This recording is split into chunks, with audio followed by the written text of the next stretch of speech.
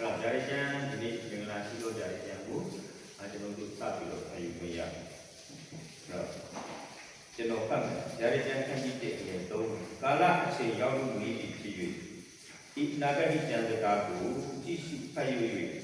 ကြည့်ရှုဖတ်၍နားထောင်၍ရေးထားသမျှတို့ကိုစောင့်ရှောက်တော်မူပြီးမင်္ဂလာရှိကြသည်ဒီမှာကြည့်ရှုမယ်ဖတ်၍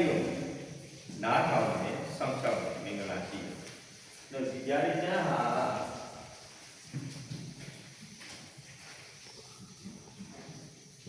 ဒီရေတော့ကြည့်ရှုမယ်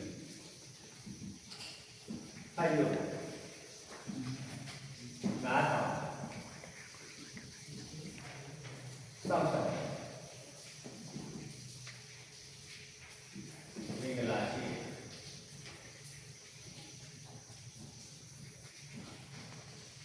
ပိုင်းဒီ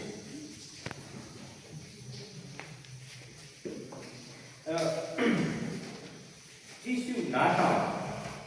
ကြည့်ရှုခိုက်ရနားထောင်စောင့်ရှောက်တဲ့သူကမင်္ဂလာရှိတယ်နော်အဲ့တော့ဒီဟာဒါဂျာရီကျမ်းဟာမင်္ဂလာရှိတော်ကျမ်းဖြစ်တယ်ဂျာရီကျမ်းမှာအခန်းကြီး22ခန်းရှိတယ်ဂျာရီကျမ်းအခန်းကြီး22အငယ်9ကိုဆက်သွားရအောင်ဟုတ်ပါ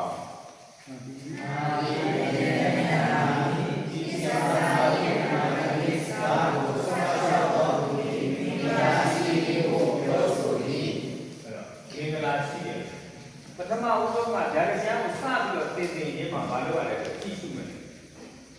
နော်ဖတ်ရုံဂျာရီကျမ်းကဖတ်ရုံနေနေတဲ့ပုံမျိုးမျိုးလာရှိတယ်မင်းနားလည်ကြလို့ဒီဖတ်နေရင်လည်းကိုမင်းတစ်ဖြစ်ဖြစ်မင်္ဂလာရှိတာဒီနားထောင်စောင့်ရှောက်အဲ့တော့စောင့်ရှောက်ပထမပိုင်းမှာလည်းစောင့်ရှောက်ပိုင်းအဆုံးသတ်မှာကျတော့ကြည့်ရှုဖတ်ရုံနားထောင်ပြီးပြီဆိုတဲ့အဆုံးသတ်မှာစောင့်ရှောက်တယ်ဖြစ်တော့အဲ့တော့ဒီဂျာရီကျမ်းစီမင်္ဂလာနဲ့စတယ်မင်္ဂလာနဲ့ဆိုရင်မင်္ဂလာရှိတော်ကျမ်းဖြစ်အာမင်တမန်ကျမ်းစာအုပ်လုံးရဲ့အနှစ်ချုပ်ပြီးဂျာရီကျမ်းမင်္ဂလာရှိတော်ကျမ်းဖြစ်ဆိုတော့ဒီဂျာရီကျမ်းမှာဘာပြောလဲငါအမြင်အမြန်လာမယ်တဲ့အနာဂတ်ကျမ်းခန်းကြီးခုနှစ်22ခုနှစ်ပါဒီအနာဂတ်ကျမ်းစကားကိုစောင့်ရှောက်တဲ့သူကမင်္ဂလာနဲ့မင်္ဂလာရှိတယ်အဲ့တော့တချို့တလေကဂျာရီကျမ်းကိုဖတ်တဲ့အခါမှာအကောင်ပလောင်နေနဲ့ကြောက်စရာကောင်းလို့တချို့စက်မခံရကြနော်ဒါကြောက်စရာကောင်းတဲ့ကျမ်းကိုဂျာရီကျမ်းမှာအခန်းကြီး22ခန်းအခန်းငယ်400နဲ့3ခန်းရှိစလုံးရေပေါင်း10,200ရှိတယ်တကလုံးပေါင်း10,200ရှိအဲ့တော့ဒီဂျာရီကျမ်းကိုလေ့လာမယ်ဆိုလို့ရှိရင်အပိုင်း3ပိုင်းခွဲပြီးတော့မှသင်ပြလာတာကိုတွေ့ရတယ်ဂျာရီကျမ်းဒီဖြစ်ပြီးဖြစ်စေဖြစ်လက်တန့်ဆိုတဲ့အပိုင်း3ပိုင်းရှိတယ်နော်ဂျာရီကျမ်းကဂျာရီကျမ်းနေဆိုလို့ရှိရင်အရင်ကဖြစ်ခဲ့တဲ့ဟာအရင်ကဖြစ်ပြီးအခုဖြစ်စေနောက်ကာလမှာဖြစ်လက်တန့်ဂျာရီကျမ်းဟာဂျာရီကျမ်းကိုဖတ်လိုက်လို့ရှိရင်အရင်ကဖြစ်ခဲ့မှုရဲ့အကြောင်းအရာတွေကြားရမယ်အရင်ကဖြစ်ခဲ့တာမှန်မိတဲ့တော့မဟုတ်လုံးဝအတိအကျဖြစ်တယ်နော်အဲ့တော့ဂျာရီကျမ်းခန်းကြီး1အငယ်8ငါသည်အလဖဖြစ်ပြီးဩမေဂလည်းဖြစ်ပြီးအနန္တတကူနှင့်ပြည့်စုံတော်မူ၍သစ္စုပ္ပန်အတိတ်အနာဂတ်ရှိတော်မူသောခပရအရှိဒီမှာပြန်ငါအလဖလည်းဖြစ်တယ်ဩမေဂလည်းဖြစ်တယ်အတိတ်နော်ပြစ္ဆုတ်ပံအတိတ်အနာဂတ်ကာလ3ပါးလုံးပါတယ်နော်ကဲအဲ့တော့နောက်တစ်ခုဒါရကျအခန်းကြီး1အငယ်19ထို့ကြောင့်ဒီတို့ရလို့တော့ရှိစေပါရလို့တော့နာရှိတဲ့တော်ရလို့တော့ဒီပါတော့အဲ့တော့ဒါရကျမ်းကနော်သိချသွားမယ်နော်သိချကောင်းကောင်းမွန်မွန်နဲ့နားထောင်အဲ့တော့မြင်ပြီးတဲ့အရာရှိမယ်မမြင်ရသေးတဲ့အရာရှိမယ်အခုဖြစ်နေတဲ့အရာရှိမယ်၃ပိုင်းရှိတယ်ဒါရကျမ်းအခန်းကြီး7အငယ်8ကိုပြန်သွားရအောင်ယခုမြင်တော့စက္ကွန်ငယ်ရှိ ဒီတော့ဒါရဲ့ဖြစ်မှုဒီဖြစ်စေမရှိအနတ်ဆုံးသောဝိသေကတည်းကသက်စီခြင်းတို့ရောက်နေပြီသဘာဝကပင်အသက်ဆာဆောင်နိုင်စေမှုဝိသောဒီရှိတာတို့သည်ဖြစ်မှုဒီဖြစ်စေမရှိဖြစ်တဲ့တော့ဒါရဲ့ကိုကြီးရတော့တာအဟောကြလိမ့်မည်တော့ဒီနော်အဲ့တော့ဗျာဒိတ်တိုင်းအကြောင်းအရာကိုသိရမယ်နော်အဲ့တော့ဖြစ်ဖူးမယ်ဖြစ်ဆဲမယ်ဖြစ်လက်တဲ့၃ပိုင်းရှိတယ်ဟုတ်ပြီနော်အဲ့တော့ဒီကဘာပေါ်မှာဖြစ်ခဲ့ပြီးဖြစ်ဖူးပြီးတဲ့ဖြစ်ဆဲဖြစ်လက်တဲ့၃ပိုင်းရှိတယ်နော်ဒီ၃ပိုင်းရဲ့အဓိပ္ပာယ်ကဗျာဒိတ်ကျမ်းဒီကိုတိုးရုံခံတာဗျာဒိတ်ကျမ်းအခန်းကြီး1ကနေပြီးတော့မှအခန်းကြီး3ကိုကြည့်ရအသိတော်ပါလားအခန်းကြီး1အခန်းကြီး1ကနေအခန်းကြီး3အထိကအသိတော်ပါလား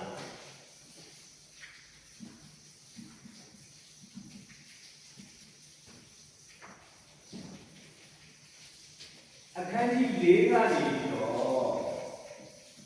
အခန်းကြီး5ရှိဆောင်ခြင်းအသိတော်ရှိဆောင်ခြင်းအတင်းတော်ရှိဆောင်တယ်ကာလအချိန်နော်အဲ့တော့ဘယ်နှခုနှစ်ကနေဘယ်နှခုနှစ်အထိပါဖြစ်လဲတခါတည်းပါပြီလားနောက်ပြီးတော့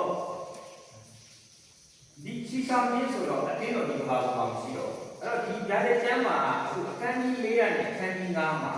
ငါတို့ကအတင်းတော်ဖြစ်ငါတို့ဒီကဘာလို့မှမရှိတော့ဒီကဘာပေါ်မှာကြံရစ်ခဲ့တော့မယ့်အကြောင်းကြောင့်ရေးထားတာနော်အဲ့တော့ငါတို့ရဲ့အချိန်ကာလကငါတို့ရှိနေတဲ့ဓာတ်တရားကအခန်းကြီး1ကနေအခန်းကြီး3အခန်းကြီး3ကြီးဟာဒီမှာငါတို့ရှိနေဒီမှာငါတို့ရှိတော့နော်အဲ့ဒီမှာအခန်းကြီး6ကနေပြီးတော့အခန်းကြီး18ကြီးကအရှင်ကြီးပဲဘေးဒုက္ခဘာလို့လဲဆိုဘေးဒဏ်ကြီးကာလ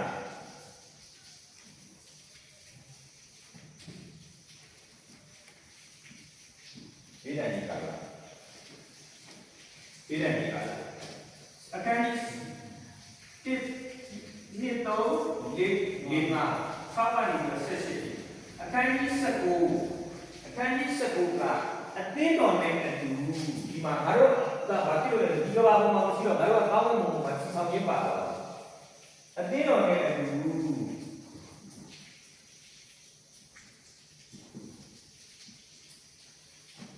ခရစ်တော်ပြန်သွားတယ်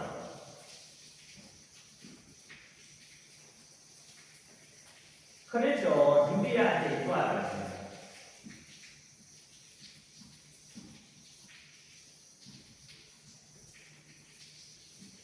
ဓမ္မငါတို့ခရိယန်ရေဘူးရပြဿနာတက်နေတာပါလဲဆိုတော့တဘုံပုတ်တန်ကြရင်ခရစ်တော်လာပြီငါတို့အဲ့ဒီအတွက်စောင့်မျှော်နေတယ်ဆိုလို့ချင်းအမှဘေးဒဏ်ကြီးပါလာတော့မင်းကြံခဲ့တယ်ဆိုတော့တဘုံပုတ်တန်နဲ့ချီဆောင်ငါတို့ချီဆောင်ကြီးကခရစ်တော်ဒီဒီပေါ်မှာမလာဘူးဒီကောင်းကင်တဝက်ကနေပြီးတော့ငါတို့ကိုတန်လိုက်ကနေပြီးတော့တန်လိုက်တုံးကနေပြီးတော့တန်လိုက်ကိုတန်လေးကိုဆွဲလိုက်တယ်လို့ပဲခရစ်တော်ကနေပြီးတော့တန်ရှင်းသောဝိညာဉ်တော်ကိုပြန်ရုပ်သိမ်းလိုက်တာဒီကဘာမြေပေါ်တန်ရှင်းသောဝိညာဉ်တော်ကိုပြန်ရုပ်သိမ်းလိုက်တာပြန်ရုပ်သိမ်းလိုက်တဲ့အခါမှာငါတို့ကယေရှုကိုကယ်တင်ပိုင်ရှင်တဲ့လက်ခံထားတဲ့သူတွေကတန်ရှင်းသောဝိညာဉ်တော်ရှိတယ်အဲ့ဒီအခါကျတော့ငါတို့ကအဲ့ဒီတန်ရှင်းသောဝိညာဉ်တော်နဲ့အတူခရစ်တော်စီကိုပါလာဒီမြေကြီးပေါ်မှာမဆင်းဘူးနော်ဒါကြောင့်မို့လို့တချို့ကဒုတိယအကြိမ်ကြွလာတော့မယ်ဆိုပြီးတော့မှတရှင်းဆိုပြီးတော့ရှင်းမွမ်းနေတာအဲ့ဒါအမှားရိပ်တရှင်းလုံးဝဆိုပြီးတယ်အဲ့ဒီတရှင်းလုံးဝဒိတ်တယ်ဘာဖြစ်လို့ဆိုတော့ဒါတွေကြောင့်သိစားမနေတာနော်ဆိုတော့အဲ့ဒီချီဆောင်ခြင်းပြီးတဲ့လူတွေနဲ့အတူခရစ်တော်ဒုတိယအကြိမ်ပြန်သွားတယ်အခန်းကြီး19 20ခရစ်တော်အနည်းတစ်ထောင်ပို့ဆိုရပါလား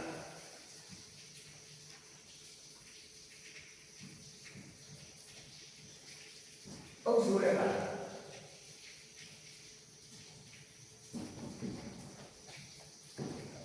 အဲ့ဒီတော့ဒီမှာပြန်ကြည့်တော့အတင်းတော်ငါတို့ရှိနေတယ်လေးနဲ့ငါကငါတို့ချီဆောင်ရေးဘယ်လိုပေါ်မလဲချီဆောင်ရေးဘာဖြစ်မှာလဲချီဆောင်ရေးနဲ့အတူဘာလို့မှလဲဆိုတော့6နဲ့18ကဗိဓာန်ကြီးကာလမြေကြီးပေါ်မှာချီဆောင်ရေးကြံနေတဲ့ပြည့်ရတယ်ဘာလို့ပြဿနာတက်မှာလဲပြီးလို့ရှိရင်တတိယကဘာစစ်ဘယ်လိုဖြစ်မှာလဲ အဲ့ဒီမှာဒီခုနှစ်နှစ်လေးကိုအခန်းကြီးကိုအများကြီး12ခန်းလေးကိုရေးပြီးတော့ဖွဲ့ဒီခုနှစ်နှစ်ကြောင်းနော်အဲ့တော့ငါတို့ဒီမှာရှိနေတာလေးရတယ်ဘာမှတည်းမရှိငါတို့ရဲ့ကာလကနေတကယ်တော့အလုပ်များများလို့နဲ့အခန်းသုံးခန်းလောက်ဆိုတော့ငါတို့ရှိဆောင်ရပါသွားပြီဒီမှာဘေးဒဏ်ကြီးကာလတိုင်ပတ်နေအဲ့ဒီဘေးဒဏ်ကြီးကာလရဲ့အဆုံးသတ်ကိုရှိဆောင်ရင်းသွားခဲ့တဲ့ငါတို့ရဲ့ခရစ်တော်ကိုပြန်ဆင်းလာမှာအဲ့ဒီမှာမြေကြီးပေါ်မှာပြန်ဆင်းလာအဲ့ဒီကာလကျတော့ဒုတိယအချိန်သွားလာတယ်ဒုတိယအချိန်သွားလာခြင်းပြီးတာနဲ့တည်းကခရစ်တော်ကအနှစ်တစ်ထောင်ပုံဆိုးမှာအဲ့ဒီခါကျလို့ရှိရင်ငါတို့ကလည်းအနှစ်တစ်ထောင်မပုံမနာမပေးနေရဘူးနော်ဆိုတော့လူဟာတေပြီးတွားရင်ပြီးမသွားတယ်ခုတေသွားရင်ပြီးသွားတယ်အခုတေသွားတာနဲ့တည်းကချီဆောင်ရင်းကြလို့ရှိရင်ကိုယ်ခန္ဓာပြန်ရမှာကောင်းမှုပုံသွားဒီခန္ဓာကိုယ်ကိုပြန်ရမှာတကယ်တော့အခုယုံကြည်ပြီးတော့တေသွားရင်ချီဆောင်ရင်းလာတာနဲ့တည်းကအင်းကျိုင်းကနေတော့ခန္ဓာကိုယ်ထဲမှာအကုန်လုံးခန္ဓာကိုယ်ပြန်စိတ်ဆက်ပြီးတော့မှဝိညာဉ်ပြောင်းဝင်ပြီးတော့မှအကုန်ပြန်တက်သွားနော်အဲ့ဒါပြီးလို့ရှိရင်အနှစ်တစ်ထောင်ဒီခန္ဓာကိုယ်နဲ့ပဲပြန်လာအနှစ်တစ်ထောင်တော့ပြန်နေရမှာဆိုတော့အဲ့ဒီအနှစ်တစ်ထောင်ဘယ်လိုနေရမှာလဲအဲ့ဒီအနှစ်တစ်ထောင်ပြီးတာလည်းဒီကဘာမာရီကိုငါတို့အဆုံးသတ်တယ်အခန်းကြီး27နဲ့22ကဘယ်လိုသွားတာလဲဆိုတော့ကောင်းကင်တဲ့ဒီမှာကနောက်ဆုံးတော့ကာလမှာဘာပါသေးလဲဆိုနောက်ဆုံးတရားရှိနေတယ်ပါ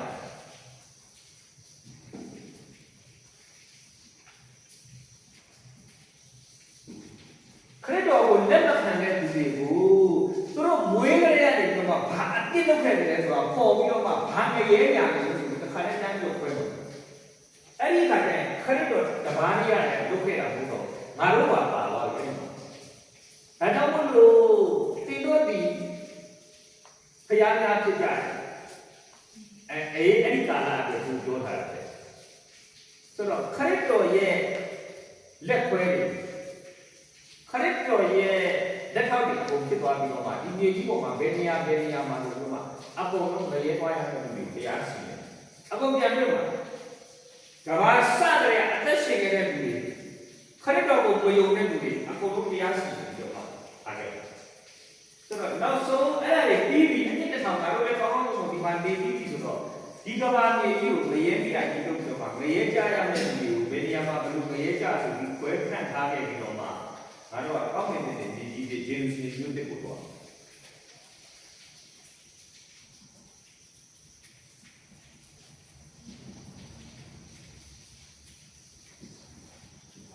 မြေကြီးတက်ကိုတော့ဒီကဘာမှာမနေတော့အဲ့တော့လူဟာမွေးပြီးတိုင်းနဲ့ပြီးသွားတော့စက်တိုက်ပါတော့ခါဝရလူသားဆိုတာပေသွားတယ်ဆိုလည်းခဏဒါကြောင့်ပေသွားတာလည်းဘာမှကြောက်ကြရမရှိခဏတော့ဒီကဘာမြေကြီးပေါ်မှာရှိတဲ့ဒုက္ခတွေခဏနားယူရတာတော်စီနားဒါကြောင့်ငါတော့သိရင်တရားဟာတကားခဏထွက်သွားလို့ဘာမှသိကြတယ်မရှိဒီကြားလေးညှိသွားတယ်နော်အဲ့တင်မှလည်းမကြောက်ရှင်မှလည်းမကြောက်ဒါပြရတဲ့မစားဟုတ်ပြီနောက်ထပ်ဓာတ်ကျမ်းကတခြားကျမ်းနဲ့မတူတဲ့တခြားကျမ်းစာတွေနဲ့တခြားကျမ်းတွေနဲ့မတူတဲ့အချက်ရှိတယ်ဖယားကိုယ်တိုင်အာမခံထားတဲ့ကျမ်းဒီကျမ်းကဒီအတိုင်းဖြစ်မှာလို့တော့ဖယားကိုယ်တိုင်အာမခံထားတယ်ဒါတဲ့ကျမ်းအခန်းကြီး19အငယ်9ကောင်းကင်ဗမာကလည်းသိုးတငယ်ဒီမင်္ဂလာဆောင်ပွဲသို့ဟောပိတ်ခြင်းကိုခံရတော်မူလို့ဒီမင်္ဂလာရှိကြဤဟုရေးထားတော်မူ၍၎င်းဤစကားသည်ဘုရားသခင်၏နှုတ်တော်အတွက်စစ်စစ်ဖြစ်၏ဟူ၍၎င်းငါအားပြောဆိုသည်ဒီစကားမှာတဲ့ဒီကြားတဲ့ကျမ်းဟာဘုရားရဲ့နှုတ်တော်အတွက်စစ်စစ်ဖြစ်တယ်တဲ့ယောဟန်မင်းငါပြတဲ့အတိုင်းလိုက်ပြီငါပြောတဲ့အတိုင်းလိုက်ရင်ဘုရားဗဇက်ကနေထွက်ပြီးတဲ့အတိုင်းဆရာကြီးယောဟန်ကအကုန်လိုက်ရင်ဟာနော်သူဟာသူအတွေးခေါ်တဲ့သူရဲ့အတွေးအကြုံနဲ့ရေးထားတာမဟုတ်သူ့ရဲ့သာသနာရှောက်လန်းတဲ့အတွေ့အကြုံနဲ့ရေးထားတဲ့စကားလုံးတစ်လုံးမှမပါဘူး။ဘုရားသခင်ရဲ့နှုတ်တော်အတွက်စကားဖြစ်တယ်။ဒါနဲ့ကျမ်းခန်းကြီး27အငယ်9ဒီလိုမျိုးမှာအတော်တော်သူကလည်းအာဒီအတေတော်ရာတို့ကိုအတိတ်ခံစီတီကိုမိတ်တော်မူပြီးတခါတော့ရေးထားတော့ဒီစကားဒီကိစ္စစကားဟောတဲ့တော်စကားပြီးပြီး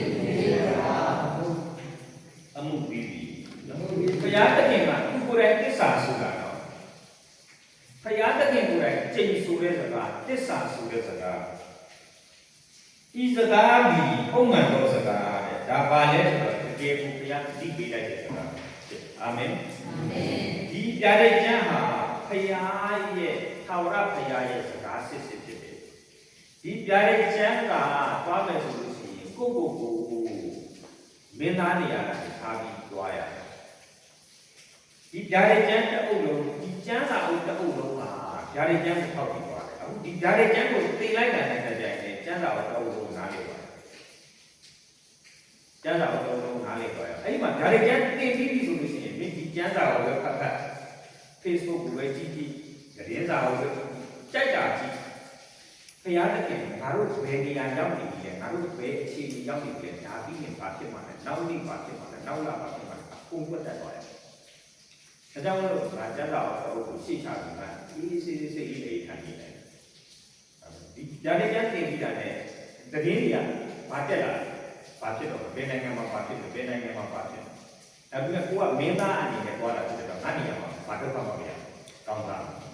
အဲ့လိုဆိုတာဒါရီကျမ်းမှာရှိတယ်ဘယ်ပေါက်ဟာရီပြဿနာတက်တော့မယ်အကြီးကြီးဘယ်မှာပြဿနာတက်တော့မယ်ဒါပေမဲ့အဲ့လွတ်ပြီးတော့ကျေးဇူးတော်ခံစားတဲ့နေရာရှိတယ်အဲ့ဒါငါနေရာအာမင်အဲ့လိုဆိုတာပတ်ဝန်းကျင်တူဘယ်လောက်ပဲရှင်းရမွေးနေတယ်ဘယ်လောက်စစ်ဖြစ်ဘယ်လိုပဲရုပ်ဖြစ်ဘယ်လိုပဲဘေးအန္တရာယ်တွေငလျင်တွေမုန်တိုင်းတွေဘယ်လိုပဲကြာငါနေရာတို့အာမင်ဒါပြရကြပြင်ပြီးအဲ့ဒီကအားကြဒီပြရကြကိုအစအဆုံးတကယ်ကိုဘုရားသခင်ရဲ့ဝိညာဉ်တော်ခံယူပြီးတော့မှဝိညာဉ်တော်ခံယူတဲ့စကားဒါဝိညာဉ်ရေးရစကားပြောတာတကယ်ကိုကြည်ညိုသောစိတ်နဲ့ခံယူပြီးဒီချာသိပြီးဆိုလို့ရှိရင်အဲ့ဒီလိုအတ္တတာပြီးတယ်အဲ့တော့ဒါကြောင့်ဒီကျမ်းစာအုပ်လုံးကလည်းဒါတွေကျမ်းကိုထောက်ပြီးတော့သွားတာကျမ်းစာကိုလေ့လာကြည့်ရင်ဒီဒါတွေကျမ်းကိုလေ့လာပြီးလို့ရှိရင်ကျမ်းစာတော့လုံးဝအကောင်းကြီးပေါ်သွားတယ်ဒါတွေကျမ်းကိုစပြီးတော့လေ့လာမယ်ဆိုလို့ရှိရင်သူ့ရဲ့ရည်ရွယ်ချက်ကိုမလေ့လာရင်မှာဒါတွေကျမ်းထဲမှာရှိတဲ့လူတွေရဲ့ဥပမာဆိုလို့ရှိရင်ရုပ်ရှင်ဇာတ်လမ်းတိုင်းတော့မယ်ဆိုလို့ရှိရင်ဥပမာထားပါတော့အရုပ်ငယ်တော့ရုပ်ရှင်ဇာတ်လမ်းတစ်ခုရတယ်ကျော်ဟိကာဆိုတော့ကိုယ်နဲ့ဆက်တာတော့ခရီးစီပဲကျော်ဟိပြောတဲ့စကားကတော့အားကြိုက်အဲ့ဒီကနော်အဲ့ဒီတော့အဲ့တော့သူအခုဖြစ်မှလည်းဒီလိုဒါအခုမင်းသားတွေပြောတာဒီတော့အခုလိုက်လို့ကြငါတို့ဖြစ်တော့ကျော်ဟိဝတ်တဲ့အတိုင်းလိုက်လို့ဘယ်လိုဝတ်လဲကျော်ဟိကမစိုးလို့တူတူခဏကိုပါစီတယ်ဆိုတော့ဒီကိုစီခဏနေအဲ့လိုခဏစီပြီးအင်းကြီးဆက်အင်းကြီးကိုဒီဘက်ကိုပေါ့ဒီမှာအင်းကြီးကိုခါရင်ပါပြီးပေါ့ပြီးဆွဲလို့အတော့ကြီးဒါပဲငါတို့ကကျော်ဟိခန္ဓာကိုယ်နဲ့ငါတို့ခန္ဓာကိုယ်နဲ့တခြားပြီးဖြုတ်တဲ့ဟိုမြင်လာတော့တယ်ရှိတယ်ဘာမှမဖြစ်အဲ့ဒါလည်းငါတို့လိုက်လို့တာကျော်ဟိကစိလိကိုကြီးခဲ့ငါတို့ကိုယ်နဲ့ဆက်လိုက်တော့ဘာမှမဖြစ်စိလိကိုကြီးလိုက်ခဲ့တော့ကိုကျော်လေးပါတော့ကိုယ့်ကိုယ်ကိုနေတာနော်အဲ့တော့ဘုရားအခုခေတ်ဒင်းသားတွေဝတ်တာစားတာစိတ်ကူးဝင်တာငါတို့ကြိုက်ဆုံးအဲ့ဒါနော်ပစိုးဘလို့စမကြအောင်ဝတ်တာကိုတစ်ခါတည်းရင်ကောင်းပေါ်ကြီးပြင်ဝတ်တာအပေါ်ဝတ်ပြီးတော့ပါနော်အဲ့ခေတ်ကတော့ငါတို့လွယ်လေးဝတ်တယ်ဆိုကြော်သူလွယ်လေးဆိုတာရှိသေးတယ်လွယ်ကြီးဝတ်ပြောပါလေထုံးတာနော်ဒီပစိုးကြီးကိုဝတ်ပြီးတော့မှရှေ့ကအမေကြီးကိုရှေ့ကတောင်လောက်စားတယ်အဲ့တော့ဘာလဲဆိုရုပ်ရှင်ဇာတ်လမ်းရိုက်နေဆိုလို့ရှိရင်ဆိုတာမင်းသားကဘာကာရိုက်တာနော်အဲ့ဒီမှာလူချမ်းတယ်လို့လည်းကြည့်ရတယ်လူချမ်းတယ်ကျော်ဟိခံနေရပြီထားခဲ့အခန်းကြီးပါလေကျော်ဟိခံနေရပြီငါတို့ဘာလုပ်လဲဆိုရဲတိုင်တာငါတို့တော်သားတွေမကြည့်ဘူးမြန်မြန်ကျော်တော့မကျော်ရင်ခဲတဲ့ဘောမှာကြည့်ပြီးပြီးတယ်ပေါ့ကျော်ဟိခံနေရပြီမြန်မြန်ကျော်ဆိုရင်အဲ့ဒါဟိုအားနေပြီးတော့လူရုံပိုင်ရှင်ကပြေးပြီးတော့မှလည်းမြန်မြန်ကြည့်ရတယ်တော့အောက်ကဟိုအခွေကြီးကိုထိပြီးတော့ကြာရင်လည်းကြာနေတယ်ကျော်ဟိကရစ်လိုက်တော့မှထိပြီးတော့မှရက်သွားကျော်ဟိကအကူဘုံကနေပါပေါ်တယ်ပေါ့အဲ့လိုရုပ်ရှင်သွားကြည့်တာဒီဝိခံနေရတော့ငါတို့အဲ့ဒီမှာဘာလုပ်လဲဆိုတိတ်ကားကိုဒီတဲ့ချုပ်ပြတာပြီးတော့နော်မရအဲ့တော့လူချမ်းတာဘယ်လိုကာရိုက်တာရှိတယ်အဲ့ဒီထဲမှာကမ မင်းသမီးကဘယ်လိုကာလိုက်တာမင်းသမီးပေးမှရနေတော့ကာလိုက်တာရှိဒီဓာတ်နဲ့ကျမ်းမှာလည်းအဲ့လိုကာလိုက်တာရှိဒီအဲ့ဒီရဲ့ဓာတ်နဲ့ကျမ်းထဲမှာပါတဲ့လူပုဂ္ဂိုလ်တွေရဲ့အကြောင်းဒီတိရစ္ဆာန်တွေရဲ့အကြောင်းအဲ့ဒီကာလိုက်တာကိုမြင်နေရတယ်အဲ့ဒီသင်ပြီးတော့မှပြန်ပြီးတော့မှသူတို့ပြန်ပေါင်းလိုက်တော့မှတကယ်ကိုဘုရားထင်ရိုက်တဲ့ရုပ်ရှင်တက်တာတွေပြောတာအမှန်မှာကဘာရက်လို့စားတယ်လူကဘယ်လိုဖြစ်လာဖယားနဲ့လူနဲ့ဘယ်လိုတွေ့သွားလဲဖယားကလူကိုဘာပေးနေတာဖယားကငါ့ကိုဘာပေးနေတာအဲ့ဒီမှာငါဘယ်နေရာပါတာခါလေးကောက်ခဲ့တယ်အဲ့ထဲတဲ့အတိုင်းကောင်းလို့ဖြစ်တယ်ဒါကြောင့်ဒီဓာရီကျမ်းကိုအခုစပြီးတော့လေ့လာတော့ဆိုဘာနဲ့စလေ့လာရဆိုတော့ဒီဓာရီကျမ်းခက်လိုက်တဲ့ဒီဓာတ်ဖတ်ကြည့်လိုက်တရေတွေရောဘောင်းခုနှစ်လုံးတွေရောဒူးဆေးကြောင်းတွေရောနော်ဟိုမှာဒီတရေကိုစီးတဲ့တိရဇာတွေရောဘာဒီမှာကိုချုပ်ချက်တွေကိုခတ်လာတယ်ဟိုတိရဇာတွေလည်းပါသိလားဆိုတော့အဲ့တော့သူ့ရဲ့အကြောင်းကိုရေဆုံးလေ့လာအဲ့ဒါမှမဟုတ်လို့ချင်းငါတို့အဲ့ဒါတွေဖတ်ပြီးတရေပဲနဲ့ကောင်းလေးပါတွေဖတ်ပြီးညောင်းနေနိုင်တော့ဒီပေါ့အဲ့ဒါခုနကသူမိတယ်အခုမှအပိုင်းသစ္စာအပိုင်းသစ္စာစပြီးလေ့လာအဲ့တော့ဘာကိုလေ့လာလဲဆိုအကောင်ပလောင်ကြီးရဲ့အကြောင်းကိုလေ့လာတဲ့အခါမှာကဘာပေါ်မှာဘာသာရေးရဘယ်လိုပေါ်လာတယ်လဲဆိုစပြီးတွေ့ရတယ်အဲကြောင့်မို့ဒီအပိုင်းတစ်ကိုဘာသာရေးလို့လည်းခေါ်တယ်ပြီးတော့ဘာဘူးလို့လည်းခေါ်တယ်နော်ဘာဘူးလို့ဆိုတာကဘာသာရေးကိုကိုယ်ွယ်မှုစတယ်မှားရင်းနဲ့ကိုယ်ွယ်မှုစခဲ့တာဘာဘူးလို့မျိုးမှာစခဲ့ဘာဘူးလို့ရဲ့အဲ့ဒီစောက်တာကနေစတော့မှားရင်းနဲ့ကိုယ်ွယ်မှုဖြစ်ဖို့ဆိုတော့အဲ့ဒီမှာဘာသာရေးဆိုတာစတယ်ဆိုတော့ဘာသာရေးအဲ့တော့အဲ့ဒါကိုဘယ်မှာသွားဖတ်ရမလဲဆိုတော့ဒီလိုစပြီးဒါလည်းအဲ့ဒီစက်ပေါ်ဒီကတစ်ကနေ6လာမလို့ရှိတော့ကောင်းတဲ့တမန်နှစ်ပါးတို့တွင်ကာလီလာပြီးလေငါ့ကိုနှုတ်ဆက်၍လာခဲ့တာမြေပေါ်မှာဆိုင်တော်ပြစ္ဆာကြီး၌စီစေခြင်းကိုငါပြပြီးယောဂီရှိတဲ့ယောဂီတရားတော်တွေကိုသူနှင့်ပြုကြပြီးမြေကြီးသားတို့သည်သူ၏တရားတော်မေထုံ၏စတိရည်နဲ့ပြုမှုကြပြီးဟုပြောဆိုလျက်ငါတို့ဝိညာဉ်တော်အားဖြင့်တော်တို့ဆောင်သွားသည်၏ကောင်းမလို့နဲ့ကျိုးစေကြောင်းရှိ၍တရားရည်၏အတရားကိုဆွတ်ဆသောနာမတော်၏အသေးရှိသောတာရဲ့ဒီအပေါ်မှာထားရရှိသောမိမတကူကိုငါမြည်ပြီးထိုမိမသည်အဝိသည်အဝိမောင်ကိုဝိတဲ့ရွေတစားအကြောင်းနဲ့တစားပရိတစားကိုစင်ရရှိပြီးစသောတာဝေတော်ရတဲ့ပါမိမိတရားတော်မေတော်၏ညီညွတ်ခြင်းနဲ့တပါမြေတော်ရွှေပါကိုကားရရှိပြီးနမုနာတရားတဲ့တော်ဝဲမူကတည်းနေတော်ရာဘာလို့လို့ဒီမိတ္တစာတို့၏အမိဒီနာဆက်ဆိုရရှာဝေတော်ရာတို့၏အမိပေပြီးသူမေမသည်တရားရှိတော်ရဲ့အတွေ့ယေရှု၏တည်းခံတော်ရဲ့အတွေ့၏မြင့်မြတ်ကိုငါမြည်တို့တော်မြေတော်အားအလုံးစုံသောမေမော၍ဒီတွေ့တာတော့မှနားမလည်တော့ဒီမှာမတရားတော်တွေပုံနေရောကျုံရင်ကြမ်းတမ်းတာတွေရောအပေါ်ပါလာလို့ဆိုတော့ဒါတွေနဲ့အတိုင်းစက်ပေါ်မှာမိမတယောက်ရှိတယ်သူရေဘူးတိရစားကြီးလို့ခေါ်တယ်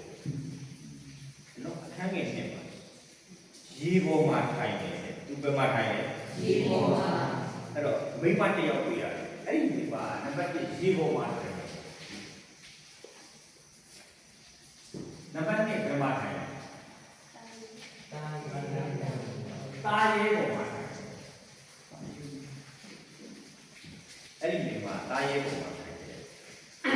ဘာလို့ဝတ်ထားလဲဆိုတော့ရွှေတစားငွေတစားပလဲတစားကြောက်မြက်တစားအမျိုးမျိုးကိုစင်ပြီးပါခေါင်းခုနှလုံးနဲ့ဂျိုးဆယ်ချောင်းရှိတဲ့တာရဲညီပေါ်မှာထိုင်နေနော်ခေါင်းခုနှလုံးနဲ့ဂျိုးဆယ်ချောင်းနော်အကောင်တစ်ကောင်လေးပဲခေါင်းကခုနှလုံးရှိတယ်ဂျိုးကအဲ့ခေါင်းခုနှလုံးကဂျိုးဆယ်ချောင်းရှိတယ်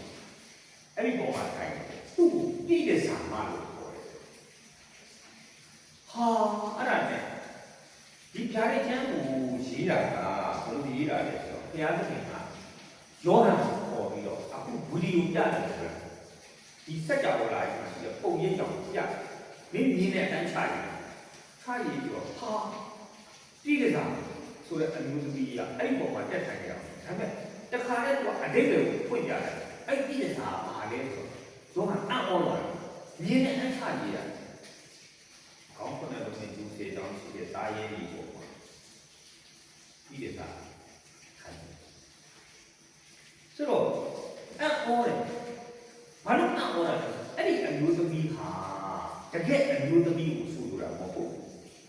ဘာသာရေးကိုဆိုလိုတာလူသဘောပေါက်တဲ့နည်းနဲ့ဘုရားကစကားပြောတယ်ဥပမာဆိုပါစို့အမျိုးသမီးတယောက်ဟာတိတန့်အိမ်တော်မကြတဲ့နဲ့ယောက်ျားခုတမယကိုလက်ခံတယ်ဆိုရင်အဲ့ဒီအမျိုးသမီးဟာမတန့်ရှင်းပြီးတဲ့စားဒီကျမ်းပိုင်းမှာတော့ခေါင်းစဉ်ကဘာလဲဆိုတော့ဘာသာရေးကိုပြောတာဘာသာရေးတပတ်ဘာသာရေးပါဘူးလို့အဲ့တော့ဒီဟာကတပတ်ဘာသာရေးအကြောင်းကိုအဲ့လိုပြလိုက်တဲ့အခါမှာ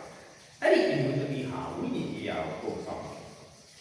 ဝိညာဉ်ရေးရာကိုပုံဆောင်ဆိုလိုတဲ့သဘောကနောက်ကာလမှာတဲ့ဝိညာဉ်ရေးရာပြည့်တဲ့စာဖြစ်တဲ့ခရိယန်တွေဟာတဲ့ဖယားကုသမီးဘာသာကုသမီးကိုလက်ခံလာမယ်ဖယားကရှုံချတဲ့အနေနဲ့အဲ့ဒီပြည့်တဲ့စာအဲ့ဒီဝိညာဉ်ရေးရာပြည့်တဲ့စာဖယားကုသမီးဘာသာကုသမီးငါတို့ကူကူကိုးကွယ်ကြရပါတယ်ငါတို့ကအတူတူပါပဲဆိုလက်ခံလာမယ်ပြောတာဖြစ်အဲ့ဒါကြောင့်ဘာသာရေးကိုပြည့်တဲ့စာလို့ပြောကြည့်လေဘာသာရေးသမားတွေကပြောလဲအိုးဘာသာတိုင်းအကုန်ကောင်းတာပဲကောင်းတာလို့ကောင်းတယ်အကုန်တူတူပဲအကုန်လက်ခံလိုက်တာဘာသာရေးသမားစစ်စစ်ကမင်းတို့ဘာသာနဲ့ကောင်းတာလဲအဲ့တို့ဘာသာလဲလက်ဆွမ်းနိုင်အကုန်ကောင်းတာကိုလက်ခံလိုက်နော်ဒါပေမဲ့ကဘာပေါ်မှာဒီဘာသာရေးအဖွဲ့အစည်းကြီးပေါ်လာတဲ့အခါမှာခရိယန်တွေကဥဆောင်တာအခုကဘာပေါ်မှာအင်အားကြီးမှလို့ခရိယန်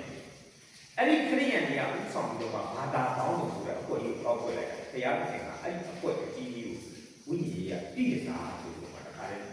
ဖြစ်လာမယ်ဆိုတာတခါတည်းရေးထားလိုက်တယ်ဒါလည်းဉာဏ်ဆန်းပြီးစက်ပေါ်နေတစ်ကိုဖတ်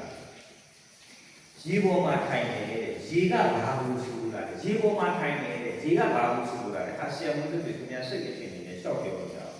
စိတ်ကြီးနေရှောက်ပြောတာကသူ့ကြမ်းကျက်ကိုပါတယ်ရေကဘာလို့ဆိုလိုတာလဲဆိုတော့တဲ့ဒါလည်းဉာဏ်ဆန်းပြီးစက်ပေါ်အငယ်ငါအငယ်15မှာပါတယ်ယခုမြင်တော့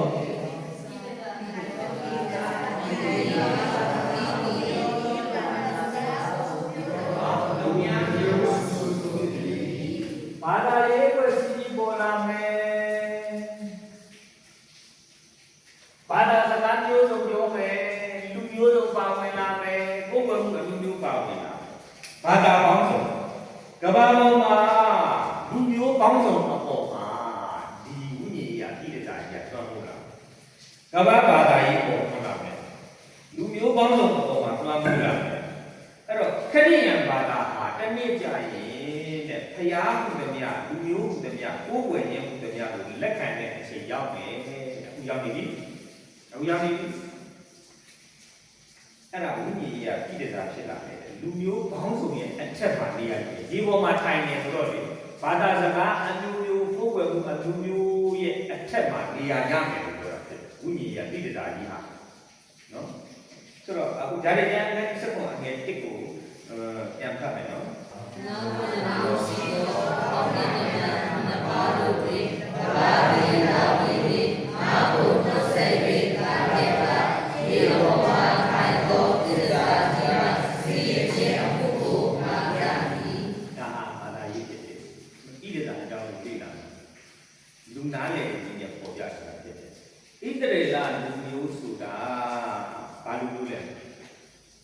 ဖယားရွေးကောက်တဲ့လူမျိုးဖယားကသူရွေးကောက်ခဲ့တဲ့အတွက်ကြောင့်စီကံထားတယ်ငါမှတပါအခြားသောဖယားကိုမကိုးဝယ်ရအခြားသောဖယားတို့ရဲ့နာမကိုနှုတ်ကပင်မမွေးရ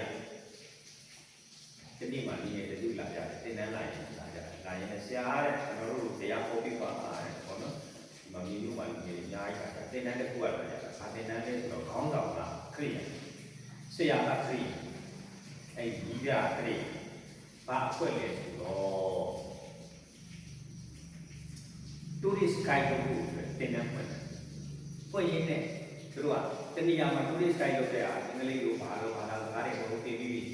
ဆိုတူရစ်ကိုင်းတို့ရင်တန်းထိုင်ပြီးစကားပြောရတာပေါ့လေ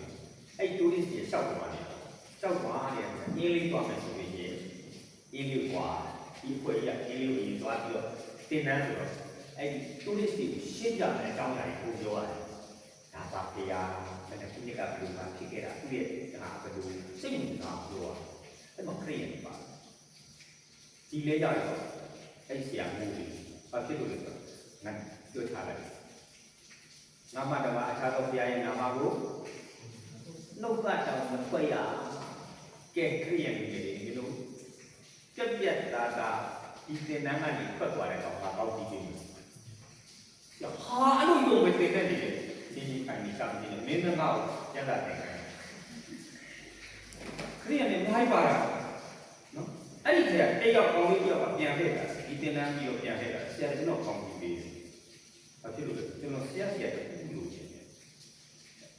မင်းငါဆရာမလို့ခင်တော့ဆရာတခုဆရာလာစကားလာသူ့ဘုရား prophet ပြီးခိုင်းမင်းခွင့်လို့ရှင်စပြီးဝေးရတယ်မင်းခွင့်မလို့နိုင်ရင်ကြောင့်သူအမင်္ဂလာဖြစ်တဲ့သင်္นานကိုလာခဲ့တယ်သာဘာသာဝင်တက်တာဘာမှမဖြစ်ဘူးမင်းခရိယန်ကသာဖရာရဲ့နာမကိုဝတ်ပြီးတော့ကဘာအရေးရက်ကအဲ့ဒီတက်တည်နေတာမင်းဒီလိုကြီးတရားကိုပွားမယ်တော့သာဖရာရဲ့နာမကိုတက်တယ်မင်းမှားတယ်ဒါကြရည်ညာရတာပြောမင်းမှားတယ်လည်းဘာကြောင့်ရောက်တာလဲမင်းခွင့်မလို့ချင်းကြောင့်ရောက်တာငိုရောဘာလို့ခွင့်မလို့တာလဲခွင့်မလို့နိုင်တဲ့အကြောင်းသူ့ပြေဆုံးသွားသူ့ပြေဆုံးလို့မှလာပိုင်းမျိုးရှိပြီလေသူ့အမေကသူ့တကယ်ကြီးကိုကောက်ယူပလိုက်တကယ်ကြီးရင်ကောက်ငယ်ငယ်လေးတွေကမူလာတန်းတွေက10တန်းတက်တူကြီးကြောင်းတက်လာတယ်တကယ်ကြီးတက်အိမ်နဲ့တူနေတဲ့တကယ်ကြီးကိုအဖေပြန်သွားတော့ဘယ်လောက်ကြီးရှက်ခံစားလို့မရကျွန်တော်ကျိုးစဲချပြီးသေးတာတက်ဟုတ်လောက်တယ်ဆိုတော့3ချိန်ရှိကြသူပြက်ကြတာနဲ့လူလာလို့ပြောသွားတာနောက်ဆုံးအိမ်မှာမနေရင်တော့ကျွန်တော်ဒီတင်တယ်အဲ့တော့ငါဘယ်လိုပြောအောင်ဒီတော့အမေမားရလားသိသွားတဲ့ဒီပဲမားရလားမင်းဘာဖြစ်လို့ဆိုတော့သိသွားတယ်လည်းပေါ့မသိတဲ့နဲ့တော့မိမနဲ့မင်းကောင်းအောင်မလေးဘယ်လိုပါဖြစ်နေရမှာလဲလက်ရှိရဖြစ်နေသူ့အမေကိုပေါ်ပြီးပြန်ပွဲခိုင်းလို့လည်းမဖြစ်ဘယ်လိုဖြစ်တာကျမအားကိုးရအောင်ဘာဖြစ်လို့လဲဒီထဲမှာကျမတုတ်နေတဲ့အလုပ်တွေမှာကြောက်ကြပါတယ်တက်ထုပြတဲ့ထဲမှာယောက်ျားတွေရှိတယ်တက်ထုပါဦးကျမဘူးထိုးမှာလင်းမရှိလို့ဘယ်လိုမှအဆင်မပြေဘူးဒီကပိုင်းကိုအဲ့တော့နောက်ဆုံးရင်းမယ်ဆိုတဲ့ယောက်ျားကြီးလိုက်တော့လေအကုန်တောက်စားနဲ့ရှင်းသမားကြီးလားရွယ်လူတွေကြီးလိုက်ကိုစုကိုတဲ့ကြီးတဲ့လူတွေကြီးလိုက်မိုက်တာမှတပါးရင်ပြုတ်မပြုတ်ပုံမကွယ်နော်လူတွေကြီးလိုက်ဒီတဲ့ရွေးနေမိုက်နေကြတယ်တတ်တိုင်းချိုးပြတယ်တာရန်ချုပ်ပြီးခါသွားကြချိုးတယ်ဆိုတယ်ဟုတ်အဲ့တော့အဲ့ဒီယောက်ျားတွေခါတဲ့မှာကျမရွေးတဲ့ယောက်ျားတစ်ယောက်ရှိလိုက်တော့မတောက်မစားနဲ့ဘယ်မှမထွက်တဲ့ယောက်ျားလေးတောက်နေတယ်ဒီမှာယောက်ျားတစ်ယောက်ရှိလို့ဆိုတဲ့ပုံကအဲ့ဒါနဲ့ကျမလေးလူကြီးသားသားရတဲ့ယောက်ျားတောက်ဆွေးယူတယ်သူ့သားနိုင်နေတယ်ဘယ်လိုမှခံစားနိုင်တော့ဒီအဖေခေါ်မှာရှက်တာလေရှက်တယ်အဲ့တော့နောက်မင်းခွန်းလို့လားဘယ်လိုခွန်းလို့ချင်းလဲခွန်းလို့မမရအိမ်ထဲနေလို့ရသွားပြီဒီအိမ်ကလွယ်ပြီးတဲ့ဘယ်မှနေကြမရှိမရှိတော့ကြည့်ရောကဲမားတယ်လည်းရောက်လာပြီခွန်းမလို့ချင်းဖြစ်လာပြီပိုးမားတဲ့လမ်းကိုရောက်လာမသိဘူးနော်ဝိညာဉ်ကြီးကမှနတ်အမားကြီးကိုဝင်လာတယ်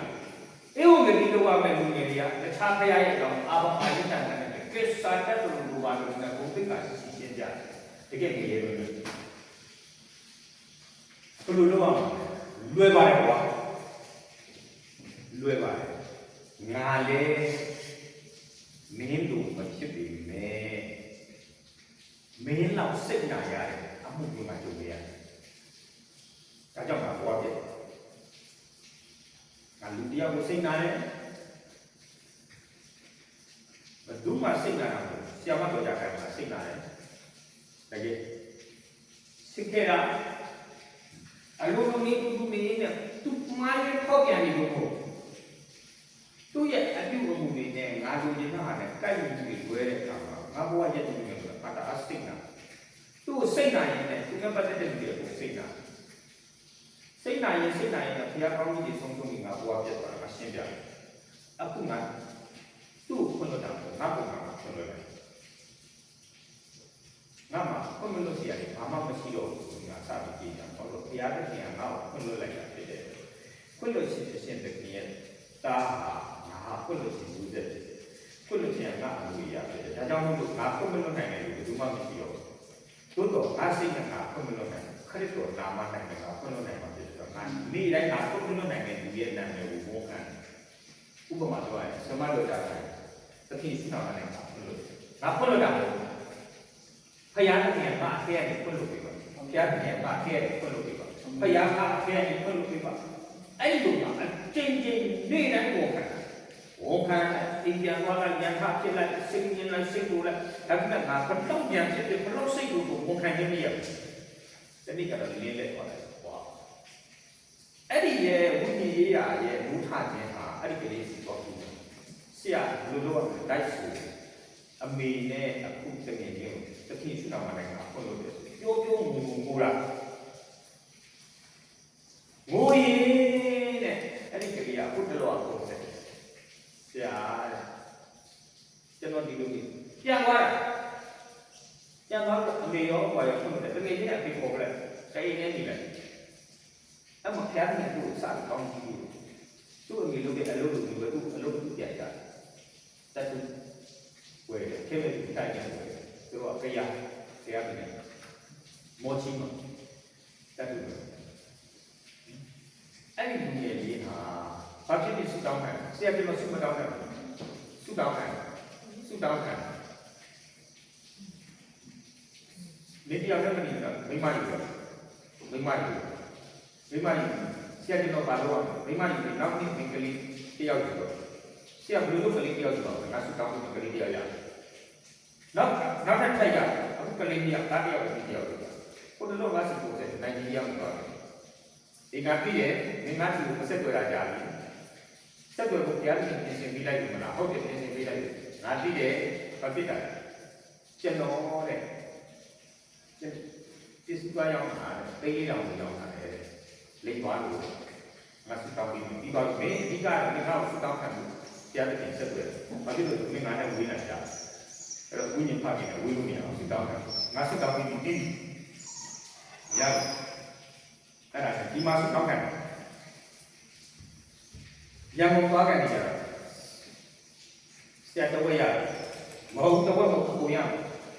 နိုင်ကြီးတရားမှာနာမည်မရှိဘူးလားဆရာကိုရတယ်အဓိကအဲ့ဒါဒီလိုမျိုးပါတယ်ဒီတော့ကိုတက်တယ်ပြီးတော့မှလမ်းလွဲမဲ့ကလေးဟာတိတ်လေးတောင်တော့အလိမ်ခံလာတော့ဘွားပြတ်သွားတယ်ဒီပြည့်ရတယ်ဆိုအဲဒီဘယ်နဲ့မှမကြသေးဘူးသူ့ရဲ့ပိုင်ဆိုင်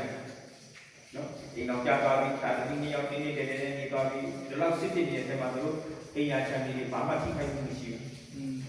စီးပွားမပြတ်ဘူး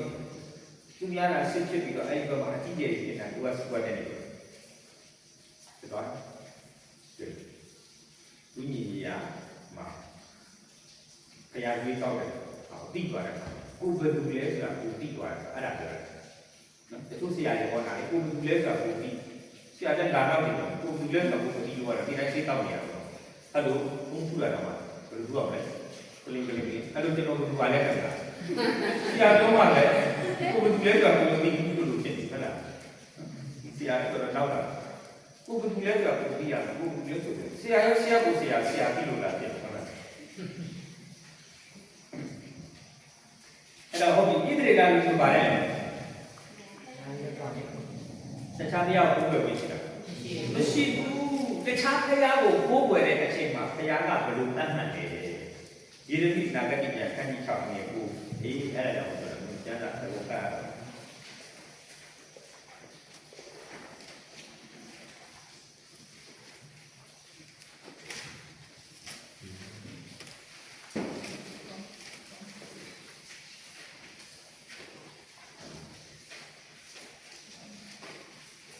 ဒီလိုနားလည်းခန်းကြီး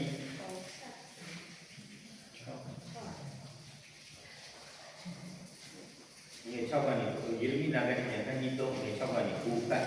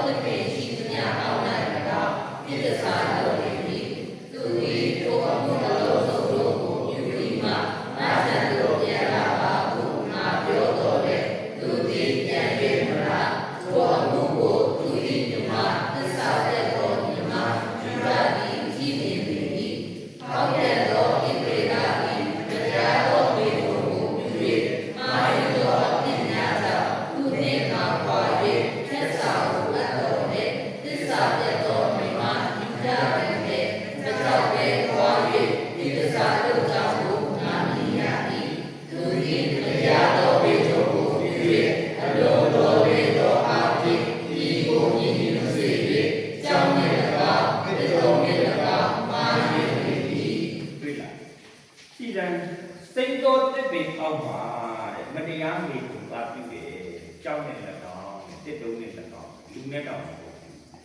ဆိုလိုတဲ့ဘောကမတရားတော့မေကူတယ်ဆိုတော့ယောက်ျားမိန်းမမှားရင်ဖောက်ပြန်တော့ပြောတာမဟုတ်ဘူးစိတ်တော်တစ်ပင်တွေမှာတောင်းမှုတွေပေါ်မှာသွားပြီးမှမတရားမေကူတယ်ကြောက်နေလည်းတော့ဖြစ်နေလည်းတော့မှားရင်းနေဆိုတာကရုပ်ထုစင်တူတွေပိုးွယ်နော်ဣတရီလာဒီမျိုးရုပ်ထုပိုးွယ်ကိုမရှိဘူးဆိုတာတောင်းမှသူတို့ကနေပြီးတော့မှသူများနိုင်ငံကိုရောက်ပြီးကြီးပွားတဲ့အခါမှာအခုဘုရားကြီးကြီးရတယ်အခုလိုက်ပြီးပို့ပဲအခုခရိယန်ကြီးရှိလားတရားညီတို့နဲ့ဆိုင်လားမဆိုင်ဘူးတရားမဆိုင်ဘူးသူတို့ရဲ့နှစ်တည်းတည်ပြောအိုးမဆိုင်တဲ့ရောက်တော့ရှင်သူခရိယန်ကြီးဘာမှနားမလဲသူများစီပြီးခေါ်နိုင်သူတို့လည်းမလိုက်ဘူးဟမ်ကြည့်ခရိယန်ကြီးလာပြီးနေဘာဆိုင်သူတို့ဖရားသူတို့ကိစ္စတွေငါတို့ကိစ္စမှာမဟုတ်တာအကုန်လိုက်နေတာမဟုတ်လားဟုတ်တယ်ဘာမှမကြည့်ကြမှမသိအေးဝိညာဉ်ရည်လားအဲ့ဒီအရင်အခုတိကလာမှာပါလို့ကြာမြင်သောကာလပတ်လုံးရိုးချင်းမနနဲ့ရာဇီတို့ပြရတော့ခန်းကြီး15နဲ့16ကြာမြင်သောကာလပတ်လုံးဣသရေလအယူ၌မှန်သောတရားမရှိဩဝါဒပေးတတ်တော်ရှင်ဘုရားရှိတရားလည်းမရှိ၍ဘေးရောက်ဖြစ်ဣသရေလလူတွေပြဿနာတွေဖြစ်နေတာကိုပရောဖက်ကြီးကပလင်မွားနေပြောတာဣသရေလလူမင်းတို့မှာမှန်တဲ့တရားမရှိဘူးကွာဟာရီလာပြောတာဓမ္မလည်းငါတို့အသက်ရှင်တဲ့ဘုရားကိုကိုးကွယ်နေတာထာဝရဘုရားကိုကိုးကွယ်နေတာအလူငွေတွေထည့်နေတာဘာမှန်တဲ့ဘုရားမရှိဘူးပြောနေတာဒီဘုရားတော့မှန်တာဒီဘုရားမရှိတယ်ဟုတ်မင်းတို့မှာမှန်တဲ့တရားမရှိဘူး။ဩဝါဒပေးတဲ့ရှင်ဘုရားဟိမရှိဘူး။လာနောက်နေကြတယ်။နေ့တိုင်းတရားဟောနေကြတယ်။ဟမ်အခုခေတ်ကလာဆိုဩဝါဒပေးသလားမပေးနဲ့မဟုတ်လား။ပုံပေါက်ပြီးတော့ဘာတွေမှမသိဂျွန်နေတိလိုက်ဘောကိုယ်ကြီးရမ်းလိုက်မချာ။ဩဝါဒပေးတဲ့ရှင်ဘုရားဟိမရှိဘူး။ဟာတရားဟောဆရာတွေအများကြီးဘာလာပြောတာ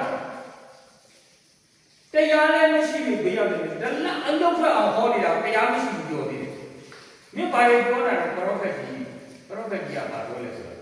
မင်းတို့ရဲ့ဘုရားက1 B 1ဆိုနံပါတ်1ကိုပြောတာဘိုက်ဘုရားဘိုက်ဘုရားစာဖို့တောင်းဖို့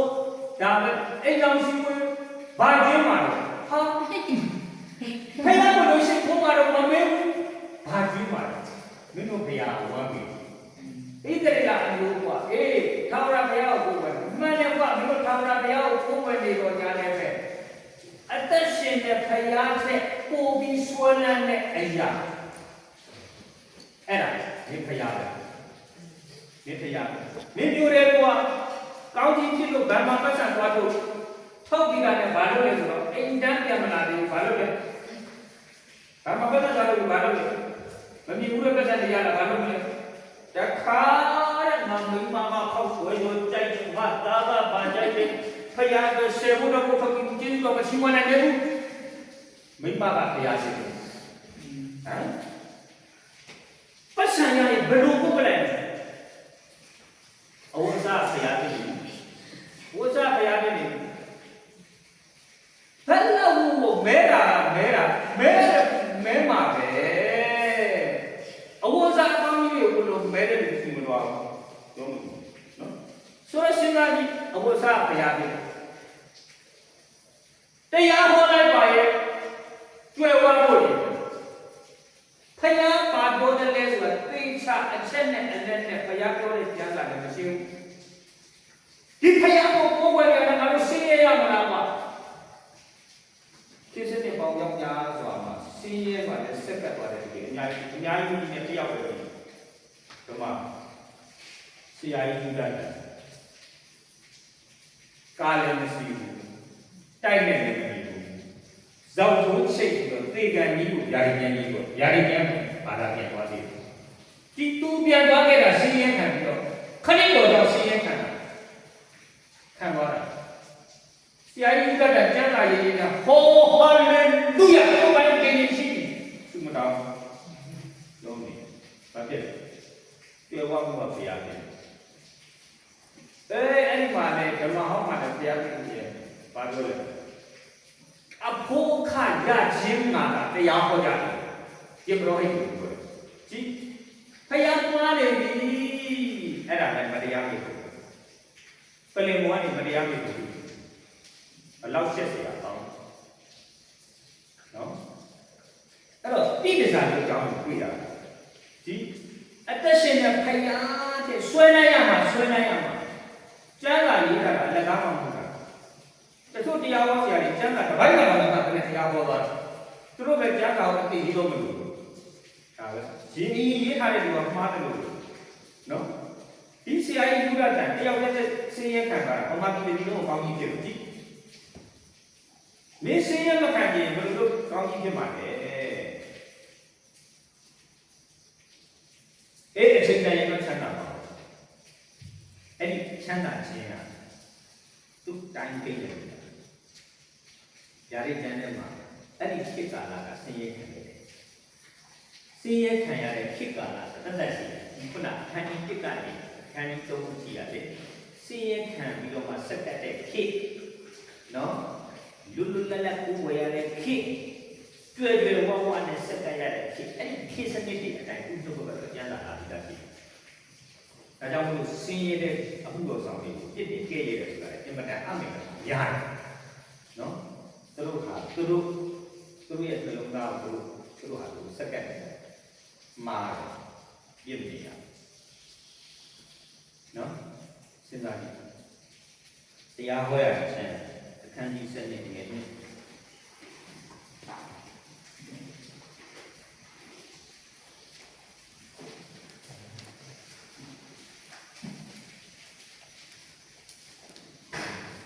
ဒီလိုအစိုးရတော်သူတို့ဒီကောင်းကြီးတောင်းနေအပေါ်စိတ်ကောအပင်အောင်နိုင်မိမိတို့တရားများကိုကိုယ်ရရဲ့ရှင်များအဲ့တော့ဣသရေလလူမျိုးတွေလက်ပုကနေပြီးတော့ကျွယ်ဝချမ်းသာတဲ့ခန္ဓာကြီးကိုရောက်တဲ့အခါမှာစိတ်ကောသစ်ပင်အောင်မှာဘုရားရဲ့ဒီတရားတွေကရှိတယ်အဲ့ဒါမတရားမိကိုဘယ်လိုလိုက်မလုပ်နဲ့တွေ့တဲ့တရားကိုဖြစ်စီတော့နော်အဲ့တော့ဘုရားကအဲ့ဒါကိုကိုယ်ကိုယ်ဝယ်မာတာဆွဲလန်းမှုဝယ်မာတာကိုဘာပြောလဲဖယားရဲ့ဆွဲလန်းမှုတွေမှာဖယားနဲ့တတ်တော်ပြီးတခြားရအောင်ဇာတိနဲ့မတရားမိကိုပြောတာကိုဝိညာဉ်ရမတရားမိကိုပြီးတယ်လို့ပြောတယ်တခြားဖယားကိုကိုယ်ွယ်တဲ့အခါမှာတဲ့မတရားမိကိုပြီးတယ်ဒါကြောင့်မလို့ယူဒာနဲ့ဣသရေလနှစ်ချမ်းပွဲသွားတယ်နှစ်ချမ်းပွဲသွားတာတော့နှစ်ချမ်းလုံးကလည်းအဲ့လိုမှန်းရတော့ပြီးတော့ကြတယ်ဒီမှန်းရောက်တော့မတရားမိကိုပြီးတယ်ကိုယ်ကိုယ်ကိုပြောမှာတော့ပြောတယ်ဣသရေလလူမျိုးကိုထားလိုက်ပါတယ်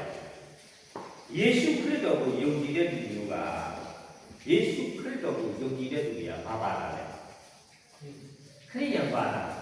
ဒါကဘာပေါ်မှာအလွယ်ဆုံးကယေရှုခရစ်တော်ကိုယုံကြည်ပြီးကိုးကွယ်တဲ့သူတွေကခရိယံပါလာဘာသာတရားနာခံတာတွေမတော်တာကြီးကြီးကျယ်ကျယ်ရှောက်ပြီးတော့အဲ့ဒါတွေရင်းကုန်နေတယ်နော်ငါတို့အဲ့လောက်လည်းမယူမတန်းနော်ငါတို့ခရိယံပါလာခရစ်တော်ကိုယုံကြည်လက်ခံပြီးတော့ဒီဘာသာဝင်ဖြစ်ကိုးကွယ်တဲ့ဒီဘာသာဝင်တွေအဖြစ်နာမည်ဒီကဘာပေါ်မှာနာမည်ဆန်းတရားတွေကိုးကွယ်ဒါလည်းသိကြလို့ပြောနေတော့နော်ဆိုတော့ခရိယံဘာသာလည်းတခြားဘုရားကိုကိုယ်ကိုရှိလားမရှိဘူးနော်ဒါကြောင့် ထားတာကတခြားဘုရားကိုကိုးကွယ်ပြီးလက်ခံလာကြမယ်နောက်ကာလမှာအဲ့တော့ဗျာဒိတ်ကျမ်းကြီးစက်ပုံကအမျိုးသမီးဟာခရိယံဘာသာကိုဆိုလိုတယ်နောက်ကာလမှာခရိယံဘာသာဟာအခြားဘုရားအခြားဘာသာတွေကိုလက်ခံခြင်းနဲ့ပြည်လာမယ်ဗျာဒိတ်ကျမ်းဆိုတာမဖြစ်ခင်ကလေးကကြိုပြောထားတာဖြစ်တယ်ဖြစ်လာနေတာကိုကြိုပြောထားတာဖြစ်တယ်ဗျာဒိတ်ကျမ်းခန်းကြီးစက်ပုံငယ်နဲ့လောကီရှင်ဘုရင်တို့သည် မတရားသောနေတို့ကိုသူမြင်ကြ၏ယေကြသားတို့သည်သူ၏မတရားသောမေတော်၏သတိရည်ဒီဘုရားကိုပြောဆိုနေအဲ့တော့အမျိုးသမီးပြည်ကြတာတဲ့လောကီဘုရင်နဲ့မတရားသောမေတော်ပြုတယ်တကယ်လောကီဘုရင်ကိုပြောတာမဟုတ်ဘူးအခုဒီကဘာမြေကြီးပေါ်မှာခရစ်တော်မလာခင်ကလေးကစာတန်ဟာနှစ်ထောင်ပေါင်းရောက်ရာဆိုတာဒီလောကပုဂ္ဂိုလ်ရဲ့ဘုရင်ဖြစ်တယ်သူ့ကိုလည်းလောကီဘုရင်လို့ခေါ်တယ်။ဒါကြောင့်မို့လို့ဒီလောကကိုအစိုးရတော်မင်းဟာတဲ့အပြစ်စီရင်ကိုခံရမယ်။ဆိုတော့အစိုးရဒီလောကကိုအစိုးရတဲ့မင်းဟာဒီလောကသားတွေဇာတိသမားတွေကိုအစိုးရတဲ့မင်းဟာစာတန်ဖြစ်တယ်။နောက်ကာလမှာခရိယံဘာသာဟာတဲ့နော်အတိတ်တွေကခရိယံဘာသာဟာကမ္ဘာဘာသာရေးမှာထိတ်ဆုံးမှနေပြီးတော့ဘာသာပေါင်းစုံနဲ့အောက်မှာတွင်းပြီးတော့မှခရစ်တော်ကိုကိုးကွယ်ပေမဲ့ခရစ်တော်ကိုကိုးကွယ်တဲ့အခန်းကဏ္ဍမှာစာတန်အကြိုက်ကိုးကွယ်တော်နေအဲ့လိုပြောတာအခုနေရာပေါင်းရောက်တာမှာခရစ်တော်ကိုကိုးကွယ်တယ်လို့လည်းစာတန်အကြိုက်နဲ့ကိုးကွယ်လို့ရတယ်စာတန်အကြိုက်နဲ့ကိုးကွယ်လို့ရတယ်တော့ဘာလဲ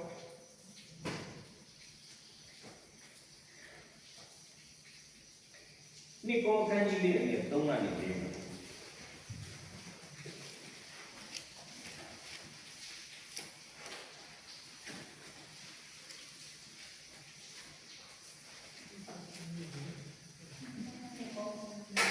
နိကောခန်းကြီးလေးအငယ်၃ကနေပြီးငါကျိုးဘောတော်ဧဝံဂေလိတရားသည်ဟောတော်ရဲ့ရှိ၏သုံးလုံးခြင်းတို့ရောက်တော်သူတို့အားဟောတော်ရဲ့ရှိ၏ထို့သောယောဂီတော်သူတို့ကဘုရားခင်၏ဘုဒ္ဓတော်တည်ဟူသောရတော်၏ဘုဒ္ဓရဲ့ပြည့်စုံသောဧဝံဂေလိတရား၏များ၏အလင်းကိုမပေးစေခြင်းကဒီလောကကိုအစိုးရတော်ဘုရား၏သူတို့၏ဉာဏ်နဲ့စိတ်ကိုဝယ်စီ၏ငါဟောပြောသောဧဝံဂေလိတရားရဲ့အယောင်ကားတဲ့အလင်းကိုမပေးစေခြင်းကားတဲ့ဒီလောကကိုအစိုးရဘုရားကသူတို့ရဲ့ဉာဏ်နဲ့စိတ်ကိုဝယ်ပြီးတယ်ဒီလောကကိုအစိုးရတဲ့ဘုရားဆိုတာကစာတန်ကိုပြောတာပဲစัจ java လာတဲ့ဒီလိုအစိုးရတာငါတို့ဘုရားအမေနော်အဲကြောင့်ဘုရားနဲ့မျိုးရှိတယ်ကောင်းကင်ဘုံကဘုရားနဲ့ဒီပေါ်မှာရှိတဲ့ဒီလောကရဲ့ဘုရားဒီနေ့ကမ္ဘာဘာသာရေးဆိုတာဘယ်လိုအကြိုက်ကိုလိုက်နေလဲဆိုရင်ဟုတ်ပြီနော်ဒီခန်းကဏ္ဍလေးတစ်ချက်ကြည့်ဒီဝိညာဉ်ရေးပြည့်စာပါတဲ့ဘာသာပေါင်းလို့လူပေါင်းလို့တဲ့အတူတူကိုယ်ကိုပေါ်ပြီးတော့တဲ့သူကဥဆောင်တဲ့အခါမှာတဲ့ကိုယ်ွယ်တာကခရစ်တော်ဆိုပြီးမယ်တဲ့စာတန်အကြိုက်ကိုယ်ွယ်တယ်စာတန်အကြိုက်ကိုယ်ွယ်တယ်နော်အဲ့တော့ဒါကြောင့်ဒါရကျန်ခန်းစက်ပုံကအမျိုးသမီးဟာဝိညာဉ်ရေးပြည့်စာကမ္ဘာနောက်ကာလမှာအင်အားကြီးမားသောခရိယံဘာသာရေးအဖွဲ့အစည်းအခုရှိနေပြီကမ္ဘာပေါ်မှာအင်အားကြီးမားသောခရိယံအဖွဲ့အစည်းအဲ့ဒါကတကယ်ကိုဝိညာဉ်ရေးပြည့်စာဖြစ်တယ်အဲ့ဒီကိုရရတယ်ငါတယောက်ပဲရှိတယ်အခုနော်ဒီကမ္ဘာပေါ်မှာဘယ်သူမှမပေါ်ရအဲ့ဒီအဖွဲ့အစည်းအောက်ကိုဝင်ရရင်ကိုကျေးဇူးတော်ကိုချီးမွမ်းနေကြတယ်ဒီနော်ဆိုတော့ကိုယ်ွယ်မဲ့ဘာသာရေးဖြစ်လာတယ်ဆိုတော့ပြောထားတာဖြစ်တယ်ဒါကြောင့်ကမ္ဘာဘာသာရေးဆိုတာကမ္ဘာဘာသာကြီးစုပြီးတော့မှခရိယံကဥစည်းပြီးတော့မှအဲ့ဒီဥစည်းနေတဲ့ခရိယံကိုကိုယ်ွယ်တာကစာတန်အကြိုက်ကိုလိုက်ကိုယ်ွယ်မယ်တဲ့လွန်ခဲ့တဲ့အနှစ်2000ရဲ့သူပြောထားတာအခုဖြစ်နေဒါကြောင့်ဗျာဒိတ်ကျမ်းကြီးဖြစ်လာတဲ့ဟာကိုလည်းသူပြောလားပြောထားတယ်ဒါတောင်မှဒါကာရိုက်တာကိုပြောသေးတယ်နော်တကယ်တုတ်နေတဲ့ဟာတွေကိုပြောသေးတကယ်တုတ်နေတဲ့ဟာတွေကိုကျမ်းကျက်နဲ့ဒီစာအတိအကျပြောတယ်အဲ့တော့သူကဘယ်လိုလဲတက်တယ်လဲဆိုတော့စာတန်နဲ့တက်တယ်ဒါတန်ရှင်းတဲ့တုတ်တတိယဘယ်လိုလဲတက်တယ်ဆိုတော့ခရစ်တော်နဲ့လက်ထပ်ရတဲ့ညခန်းကြီးစက်ဖို့ကိုပုံပြနေတယ်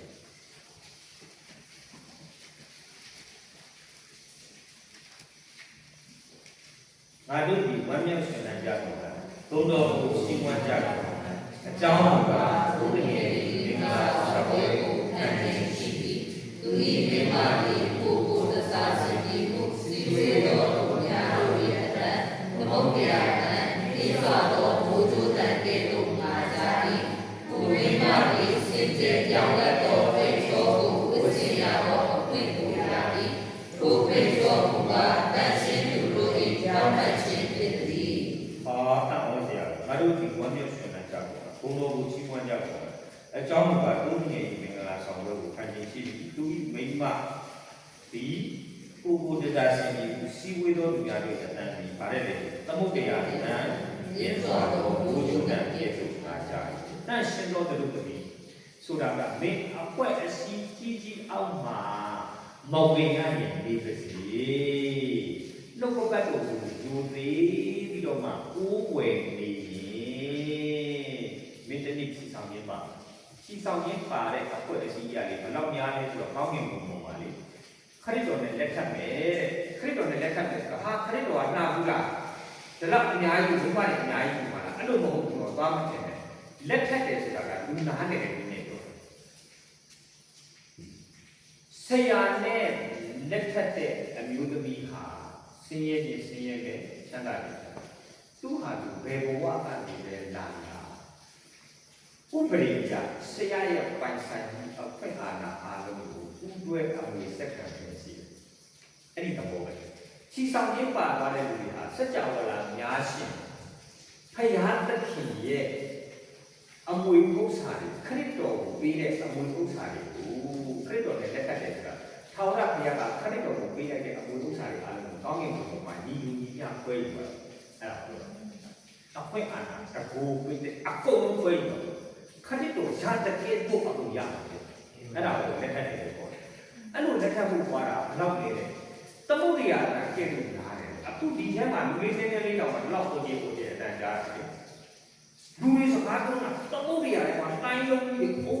အုပ်ကြနေတယ်တော့များတယ်ဆိုတော့ကဲ့တင်ခြင်းများမလောက်ရဘူးလေကြည့်ဒါတော့မှာတော့ဒီကြမ်းကျမ်းကနေနည်းနည်းလေးထုတ်ပြီးပြောပြမင်းတို့အမှုတော်ဆောင်တွေတခြားအမှုတော်ဆောင်တွေသွားပြီးတော့မှားတယ်မရှိရင်လည်းမင်းတယောက်တည်းတရားဟောတတ်တာမင်းချမ်းသာလို့မင်းတယောက်တည်းခံတာမဟုတ်ဒါမှမဟုတ်အရင်ဟိုင်းမင်းတယောက်တည်းဟောတာမဟုတ်ဘူးဖြစ်စနစ်ပေါင်းမြောက်များစွာမှာဖြစ်ပေါင်းမြောက်များစွာမှာစင်းရဲခံပြီးတော့ဟောလို့ကောင်းကင်ကိုရောက်လို့ရှိရင်အများကြီးဟာလေလုယာနာဂတောင်တချို့ဘောင်းကြီးရှိတောင်လို့ပြောမောင်လေးတလုံးရှိမှာပါလူကြီးကိုရှိမှာပါရှိတယ်လေအဲ့ဒါနဲ့အယုံကြီးပေါ်သွားတယ်လေအများကြီးနော်မြို့ပေါ်မှာလာတာဆရာတက်တဲ့ဒီသွားစားရအောင်တက်တယ်ပြန်ဆင်းတော့ဆရာဘာရှာတာခုနကကျွန်တော်ကောင်းမတက်ခဲ့မတက်ချုပ်ခဲ့တာမင်းကွာဘယ်မှာလို့အဲ့ဒီအခုဆင်းတော့ကျွန်တော်ဖက်နဲ့မရှိတော့ဖက်နဲ့ကဘေးကနေပြေးလိုက်မလားဟမ်စဉ်းစားကောင်းတော့တက်တာဖက်နဲ့ချုပ်ခဲ့တယ်အဲ့လောက်ယူတဲ့လူတွေရှိတယ်နော်ဒါပေမဲ့သူတို့စကားမပြီးကြလားပြီးကြလားဘာမှစကားမတတ်တော့ရတယ်သူတို့တွေဒီလိုမျိုးပေါ့သူတို့ဟာလည်းယုံနေကြတဲ့လူအများကြီးပဲနော်သူတို့ကလည်းယုံနေကြတဲ့လူအများကြီးပဲဒါကြောင့်အဲ့တော့အမျိုးသမီးပဏိယောက်ရှိတယ်ဆိုတော့တတို့သမီးဟာတန်ရှင်းတဲ့တတို့သမီးဟာခရစ်တော်နဲ့လက်ထပ်ဒါကြောင့်အဲ့ဒီထဲမှာပါခြင်းဒီလိုတန်ရှင်းတော်ကိုပဲအပွဲအစည်းကြီးဖို့ဖြစ်တယ်သဘောပါလားနော်ကမ္ဘာရဲ့ဘယ်အပွဲအစည်းကြီးအောင်အဲ့လိုပါဘုရားကိုဘယ်နေတာအခုကတော့ပါမှာပဲအရှင်းနော်ဗရန်ဒီဘုလို့ပါရီမဟုတ်ဘူးဗရန်ဒီဒီအခုစောင်းဆိုပြီးတော့တရားနာတာလည်းပါမှာအဲ့လိုတော့ဗလာနဲ့ရိုက်တယ်ကျွန်တော်ကဒါကပါတောင်းဝလာတဲ့အတိုင်းဘုရားကြောင့်မလုပ်နဲ့အဲ့လိုတော့ပါရီမကြည့်ဘူးဘုရားဟောချက်ကြောက်အဲ့ဒီတော့ဘုရားကဝယ်မှားတာကိုဣတိတာနော်ကိုယ်ကလူမှန်ကန်တာခရစ်တော်ရဲ့အလုပ်ကြီးကိုဟာလေလုယာအာမင်အဲ့တော့ကိုယ်ကလူဝဲမှာတဲ့ဣတိတာကဘယ်သူနဲ့လက်ထပ်လဲဖယားကိုထာဝရဘုရားကိုကိုးကွယ်တယ်လို့ဒီကမိဘသူနဲ့လက်ထပ်စာတန်နဲ့လက်ထပ်ရင်စာတန်ရဲ့အမှုရောတွေ့ရ ငရဲအမှုလို့ပြောရနော်ငရဲအမှုလို့ပြောရဒါကြောင့်ကဘာပေါ်မှာဘုရားအကြိုက်လိုက်ပြီးကိုးဝယ်တဲ့အသင်တော်ရှိတယ်စာတန်အကြိုက်လိုက်ပြီးကိုးဝယ်တဲ့အသင်တော်ရှိတယ်နောက်ကာလမှာစာတန်အကြိုက်လိုက်တဲ့ကဘာဘာသာရေးခရိယန်ဖြစ်လာခြင်းတဲ့အဲ့ဒါဝိညာဉ်ကြီးကဣဒ္ဓတာဖြစ်တယ်လို့ဒါရီကျန်ခန်းကြီးဆက်ပေါ်မှာကြိုပြီးပြောလိုက်တယ်ဒါရီကျန်ခန်းကြီးဆက်ပေါ်မြေတော့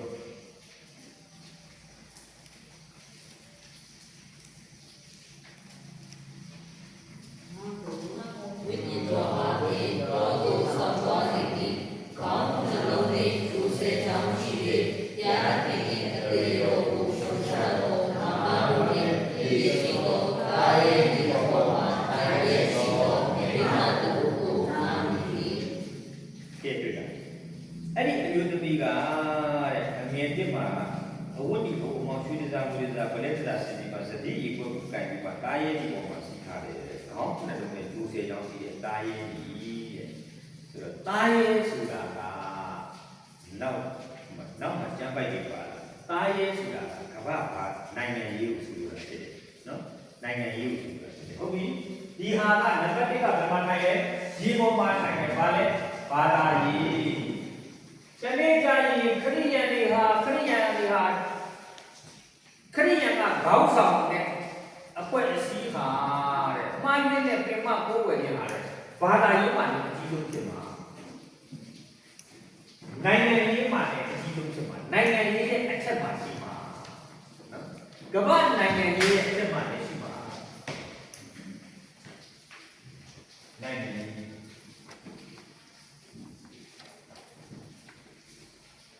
ကဲနိုင်ငံတိုင်းမှာနိုင်ငံရေးသမားတွေပါဘာသာရေးသမားကိုပြီးကိုရတယ်တွေ့လားပြီးကိုရတယ်နော်လမ်းလို့မရဘူးဘာသာရေးမရှိတဲ့နိုင်ငံတစ်နိုင်ငံအုပ်ချုပ်လို့မရဘူးဘာသာမဲ့ဆိုတာကဘာသာမဲ့ဆိုတဲ့ဘာသာရေးငါတို့နိုင်ငံကဘာသာမဲ့ဘာသာမဲ့ဆိုတဲ့ဘာသာရေးအဲ့ဒီဘာသာရေးကဘယ်နိုင်ငံရေးသမားရဲ့အထက်မှာရောက်တာနော်ဒါကြောင့်အဲ့တော့တနည်းတဲ့ဥပမာပြောရမယ်ဆိုရင်မွတ်စလင်ဘာသာတနည်းကြလို့ရှိရင်တဲ့နောက်ကာလမှာခရစ်ယာန်ဘာသာကနေဘာသာဝင်များတရားဝင်များကိုယ်ဝေခြင်းများကိုလက်ခံလာမယ်ဥပ္ပယပြည့်တဲ့ဖြစ်လာမယ်တဲ့ဥပမာကဘာဘာသာရေးအဖွဲ့အစည်းထဲမှာဘယ်လိုတွေပါလာမှာလဲဆိုတော့ခရစ်ယာန်ဆောင်တဲ့ကဘာဘာသာရေးအဖွဲ့အစည်းထဲမှာဘယ်လိုတွေပါလာမှာလဲဆိုတော့မွတ်စလင်ဘာသာဝင်ပါလာမယ်ဟိန္ဒူတွေပါလာမယ်ငါတို့ဗုဒ္ဓဘာသာတွေလည်းပါလာပဲဘာသာပေါင်းအဖွဲ့အစည်းထဲမှာလေပို့လိုခဲ့တဲ့နိုင်ငံရေးလိုခဲ့တဲ့မိဂရန့်နိုင်ငံရေးတစ်ခုပါလေဘာသာပေါင်းစုတောင်းပွဲတွေလုပ်ခဲ့ပြီလားရှက်လိုက်တာခရစ်ယာန်တရားဟောစီရတယ်စိတ်ဆုံးမှဒီပြောခိုင်းတယ်ပေါ်သူတို့ຢာလေးညမမသိဘူးလားဖျားတနာပါတယ်အဲ့ဟာကိုသူဘာသာပေါင်းစုတောင်းပွဲတွေကိုတွားရတာရမ်းလို့ပြောပြီးဘုံသိက္ခာရှိတယ်လို့ဖြစ်နေတယ်ဒီမာရင်းရဲ့ကိုယ်ဝင်ပြီးပြင်မအရင်ကအဲ့ဒါဆရာဘာကြီးလျှောက်လို့နေရတာမသိဘူးငါပြောတဲ့အတိုင်းငါပြောဘာဖြစ်လို့ဖယားတော့ဒီတိုင်းလေးဒါကြောင့်မို့လာခေါ်တယ်ဥမာနဲ့ဘာသာတော်ကိုစုကောင်းပွဲရှိတယ်ဆရာနဲ့တိုက်ခဲ့ပါလားဆရာနဲ့ဥမာတရားဟောဆရာစသစ်ကလာဆိုတော့ဘာပဲဖြစ်ဖြစ်ဘုံသိက္ခာရှိတာပေါ့နေရာနဲ့ဘုံသိက္ခာသွားရှိငါတော့အဲ့ဒီမှာဘုံသိက္ခာလာလို့ဆိုဒီနာဒီရှက်နော်ရှက်ငါရှက်အဲ့တော့ရှိသမျှဘာသာကိုလက်ခံရတဲ့ဆိုတော့ဝိညာဉ်ရေးဖြစ်တာနိုင်ငံရေးဆိုတာကလည်းဘာသာရေးရဲ့အောက်မှာနေရကိုယ်ဘာသာကိုနိုင်ငံရေးသမားတွေကကိုယ့်ရဲ့ဘာသာကိုအထွတ်မြတ်ထားမှနေရာရတာလေဘာသာရေးကိုစော်ကားတဲ့နိုင်ငံရေးသမားတွေကခဏလေးအာဏာပြုတ်တာဒီနော်ဆိုတော့အဲ့ဒီဘာသာရေးသမားတွေမှားတာမှန်တာကောင်းဝေဖန်တာဝေဖန်ပြီးတော့ပြဿနာရှာတဲ့နိုင်ငံရေးသမားတွေခဏလေးပြုတ်သွားတယ်နိုင်ငံတိုင်းဆိုတော့တားရဲပေါ်မှာရှိတယ်ဆိုတာကဘာလဲဆိုတော့ဘာသာရေးကနိုင်ငံရေးရဲ့အပေါ်ရောက်နေတယ်အပေါ်မှာရှိနေတယ်နောက်ကာလမှာတဲ့ရှိသမျှလက်ခံလာတဲ့အခါအလိုအလျောက်နိုင်ငံရေးပေါ်မှာကြောက်မှုပြီးတာဖြစ်တာဒါကြောင့်သူကတဏှာရထားတယ်မှားယွင်းခြင်းရဲ့ကိုယ်ွယ်မှုမှားယွင်းခြင်းရဲ့ပင်မခရိယန်တွေဟာနေရာတစ်ခုရတာကမ္ဘာဘာသာရေးရဲ့အထွတ်အမြတ်မှာလည်းနေရာရှိနေတယ်ကမ္ဘာနိုင်ငံရေးရဲ့နေရာမှာလည်းထွတ်မြတ်ရှိနေတယ်ဒီတခါတလေခရစ်တော်ကိုကိုယ်ွယ်တယ်လို့နဲ့လေခရစ်တော်ကိုယ်ွယ်တယ်လို့နဲ့အယက်ကြည့်လို့စရာကောင်းတယ်လို့နဲ့လေ ကဘာပေါ်မှာရေကိုဘုရားသုံးတဲ့ဆရာကြီးကိုချီးကပ်နေရင်းနဲ့လေနိုင်ငံရေးမှာနေရာရနေတဲ့နိုင်ငံရေးသမားတွေရှိလားကျောင်းဆရာကြီးတော့ပါပါလေးရဲ့တော့ဟောသူကအများနဲ့ဆူတောင်းတာပဲနော်ကောင်းမလို့နဲ့သူဆူတောင်းတာဘုရားနိုင်ငံတော်သူတက်ဖို့ကသူပြောဝဖို့ကသူအာဏာရဖို့မားနေပြီနော်မားနေပြီနော်ငါတို့နိုင်ငံမှာဘုရားရဲ့အေဝံဂေလိတရားအတွက်ငါဒီနိုင်ငံကိုအုပ်ချုပ်မယ်ဆိုရင်အဲ့ဒီနိုင်ငံရဲ့ဘာကောင်းပြီးတယ်ဒါကိုကဘာကိုကြည့်ကြရတာမဟုတ်ဆူတောင်းတဲ့ခါမှာဘယ်လဲနေကြလဲနဲ့မသိသေးနဲ့ဒီခုနိုင်ငံရေးသမားတွေဆူတောင်းတာအကြီးကျယ်သူတွေရှိပါလိမ့်မယ်။ဘာနိုင်ငံရေးအဲ့ဒါဘာသာရေးစည်းရုံးမှုတော့ဘာသာရေးစည်းရုံးဒါကမတိုက်ခိုက်ဘူးနော်။ဒါတမန်ကျမ်းစာတွေဟာဒီလိုမျိုးရှိကြတယ်။အဲ့တော့ကမ္ဘာဘာသာရေးဟာတဲ့တနည်းအားလို့ရှိရင်တဲ့ဘာသာပေါင်းတွေတက်မှာလဲဥဆောင်နေမယ်နိုင်ငံရေးမှာလည်းဥဆောင်နေမယ်ကမ္ဘာနိုင်ငံရေးမှာဘယ်လိုတည်လုံးလဲမွတ်စလင်ဘာသာဝင်လားခရစ်ယာန်ဘာသာဝင်လားခရစ်ယာန်ကျောက်ဆရာကြီးနော်တွေ့လားကောင်းတယ်လို့နဲ့နော်ခရစ်တော်ကိုယ်ွယ်တယ်လို့နဲ့နော်စာတန်အကြိုက်ကိုတွေးလိုက်တာသူ့နိုင်ငံကသူကောင်းအောင်လုပ်တာနော်သူများနိုင်ငံမှာစစ်ဖြစ်ပြီးပြအောင်လုပ်တယ်ဒီခုအင်အားကြီးမားတဲ့ခရစ်ယာန်နိုင်ငံရှာလေအဲ့ဒါမှသူနေရာကြမှာတွေ့လားလူတွေအများကြီးလို့နိုင်ငံတကာကိုအေးဥပဒေပြအောင်လုပ်တာမဟုတ်ဘူးနော်နိုင်ငံတကာကိုစစ်ပြအောင်လုပ်နေတဲ့ခရစ်ယာန်နိုင်ငံကြီးကောင်းတာမရှိလားတမန်ကျမ်းစာကြည့်ရလူဘက်တော်ကြည့်ရအောင်ကောင်းတယ်ကျန်တဲ့ကျမ်းစာကိုငင်က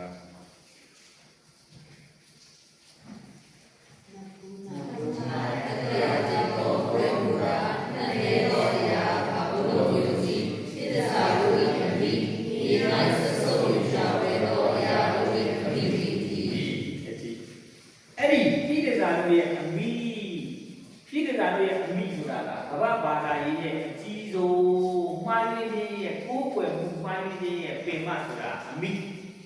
အဲ့ဒီအမိကိုတဲ့တမန်ကျမ်းစာဘယ်လိုလုပ်ခေါ်လဲဆိုတော့ဘာဘူးလို့မျိုးကြီးလို့လည်းခေါ်တယ်ဘာဘူးလို့မျိုးလို့လည်းခေါ်တယ်ဆိုတော့ကိုယ်ွယ်ခြင်းရဲ့အမှားရင်းဆုံးပင်မကိုဘာဘူးလို့ခေါ်လဲနော်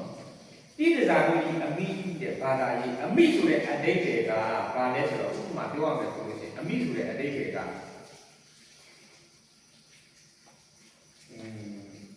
ကောင်းတဲ့အရင်းမြစ်ကိုသွားကြည့်မယ်။ဘာလို့ကြမ်းပြီးလုပ်ငန်းတစ်ဆက်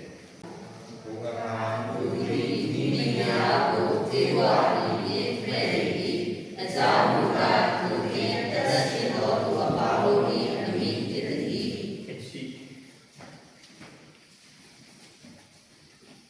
အမိဆိုတာအသုံးလုံးကဧဝဘုသူအမိလေအသက်ရှင်တော်သူတွေအားလုံးရဲ့အမိမင်းတို့အားလုံးရဲ့အမိလေဧဝကရင်တွေအားလုံးရဲ့အမိလေဧဝအမေရိကန်နိုင်ငံကလူအားလုံးရဲ့ဘာလူမျိုးရဲ့အမိလေဧဝအဲ့ဒီလိုပဲကိုးကွယ်ခြင်းရဲ့အမှားရင်းဆုံးပြင်မှာအမိဆိုတာကအဲ့ဒီမှာခရိယန်သိဆုံးမှာ WCC ကိုပြောတာအဲ့တော့ WCC ဖြစ်ပေါ်လာပုံနဲ့ WCC ရဲ့အကြောင်းအရာတွေတော့မှဆက်ပြီးပေါ်လာလိမ့်မယ်ဓာတ်ရိုက်သွားပြီးမနေ့ပြန်မှာပေါ်လာလိမ့်မယ်မနေ့